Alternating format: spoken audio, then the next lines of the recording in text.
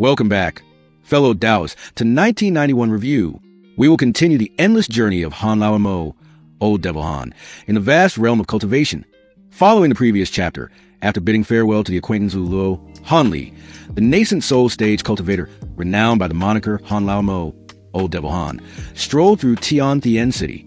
His sole focus etched into his mind was hunting for rare celestial treasures and scarce materials to refine high-grade talismans.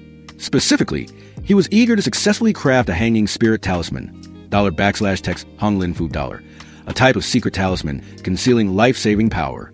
This is because to reach the pinnacle of the talisman Tao, beyond profound incantations and advancing talisman, refining techniques, the supreme grade talisman brush is an indispensable magic treasure. Han Li had long understood the principle of combat. Employing high-tier magic techniques is consuming the spirit power, slow, and lacking in practical application. But if you were to use high-grade talismans, casting 2 or 3 dozen instantly, the might would soar, no different from being ganged up on by a dozen nascent soul cultivators. This was the secret cultivation, intent driving his determination to find the ancient talisman brush.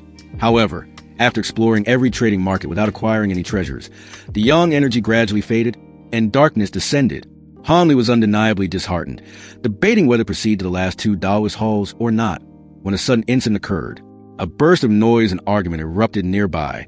Following his long-held solitary nature, Han Li raised an eyebrow, clasped his hands behind his back, and prepared to turn and leave. He had never concerned himself with mortal disputes. But just as his true essence moved 2 steps, an extremely harsh voice roared out, "What is this?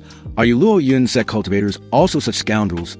You've already destroyed property, and now you want to leave without compensating." Hearing the name of his sect being called out, Han Li immediately froze in place.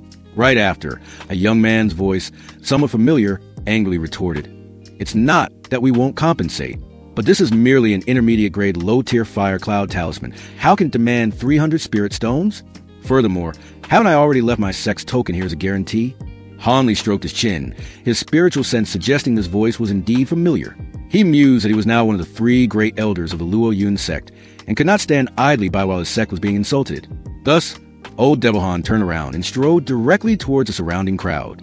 Upon arrival, Han Li immediately recognized his junior brother Tun Hoa, being besieged by the shopkeeper and 2 attendants of the establishment. His face flushed crimson with resentment. The shopkeeper was forcefully pressuring him, insisting that the damaged fire cloud talisman was a creation personally inscribed by Grandmaster Tian Thien Tan. Thus the price of 300 spirit stones was entirely warranted. The man further uttered a derogatory remark. "Taking 300 spirit stones from you is already a great bargain. Do all Luo Yun sect cultivators behave like starving ghosts?" Tun Hoa was furious to the point of trembling, but dared not act rashly, especially when the shopkeeper threatened to summon the city's enforcement officer.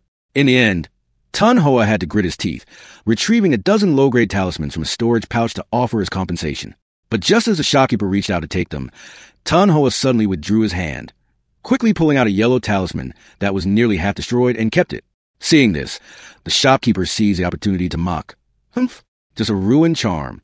The Luo Yun sect truly is destitute."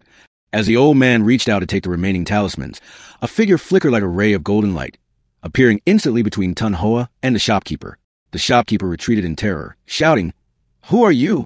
What are you trying to do?" Han Li replied coldly, "Nothing. I merely heard fellow Taoists here repeatedly slander our Luo Yun sect." Could fellow Taoists repeat those words once more for Hanamo to hear? The words had barely left his mouth. An incredibly terrifying aura of a nascent soul cultivator exploded forth. The terrifying spirit pressure bore down, causing the surrounding foundation establishment cultivators to immediately collapse to their knees. Tun Hoa, shielded by Han Li, finally recognized the sect ancestor, hurriedly bowing his head and stammering. Disciple Tun Hoa pays respects to ancestor Han. The 3 shop owners standing before Han Li were turned to stone, suppressed by the spirit pressure to the point of immobility, their faces pale with sheer horror. Just then, a city enforcement officer flew over.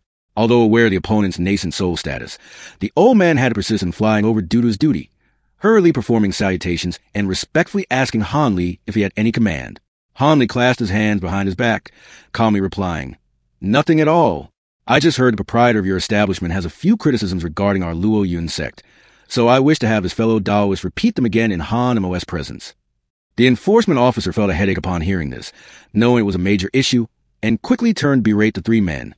At this point, the shopkeeper, terrified of losing his life, hastily declared that the fire cloud talisman did not need compensation. consider an apology. But Han Li merely smiled faintly. His expression grew even gloomier, and his voice resonated with imposing authority. What now? Do you think Han Mo standing here is to take petty advantage of you? First, show me whether that fire cloud talisman is indeed a talisman crafted by a grandmaster.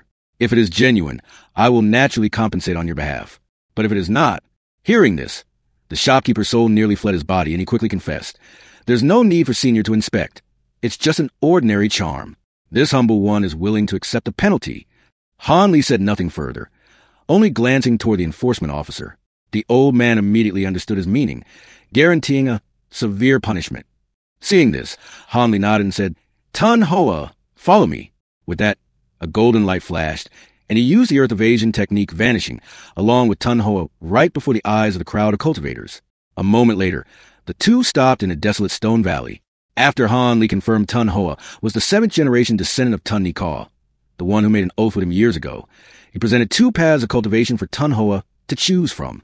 The first, Han Li would bestow upon Tun Hoa some elixir pills or a magic artifact, after which the oath of yesteryear would be nullified, and the two would have no further connection.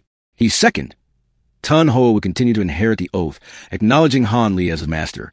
Han Li would place a restriction upon Tun Hoa, and Tun Hoa would have to undertake dangerous tasks.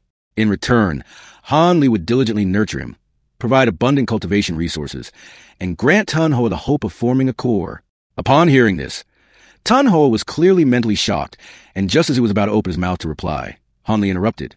"There is no need to rush. Think it over carefully, and give me your answer once you return to the sect." With that, Han Li returned to the pavilion. Seeing Mo Fai Lin still waiting outside, he told her she need not wait anymore, then took out a pair of Spirit Soul resonant jade pendants and gave her one. He instructed that when in danger, she merely needed to pour her spirit power into it.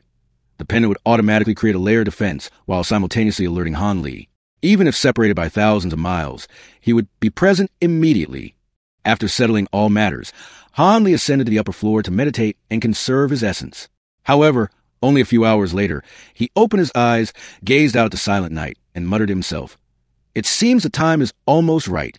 It is also time to pay a visit to that individual." After settling all matters, Han Li ascended to the upper floor to meditate and conserve his essence. He was completely unaware that, tens of thousands of miles from Tiantian City, in a secluded corner of the spirit realm, an old devil with subtly narrowing eyes that had been dry for millennia, slowly stroking an ancient scroll made of human skin. Han Li, that old devil, he has indeed broken through to nascent soul. Luo Yun Sect, Tiantian City. It is time to settle these old scores. The spirit energy in the stone valley suddenly violently trembled, and Han Li abruptly opened his eyes, his gaze flashing with an icy glint, like 2 sharp swords piercing through the void. He sensed an ancient, ferocious spirit energy seeping towards him, an invisible killing intent like a heavenly tribulation building up. He looked toward the star-filled night sky, and a deep voice filled with overwhelming killing intent echoed, enough to shock even the gods and devils of the heavens. "Fellow Taoists, you celestial beings, you have schemed for too long. This Han Li is no longer the cornered mouse of the past. Is there anyone left who dares to block my path to true immortality? Prepare yourselves, because after resolving this threat, I will march directly to the ninth heaven, beginning my first war to seize the Tao fruit." The sound of thunder instantly rumbled ceaselessly, signaling that a cataclysmic storm was about to descend. And with this, Chapter 170 of A Record of a Mortal's Journey to Immortality concludes. Will old Devil Han escape this initial calamity, or will he be swept into the vortex of cosmic grudges and destinies? Do not forget to hit the follow and notification buttons on 1991 Review, so you don't miss the upcoming scorching plot points and earth-shattering mysteries. See you all when the Great War breaks out.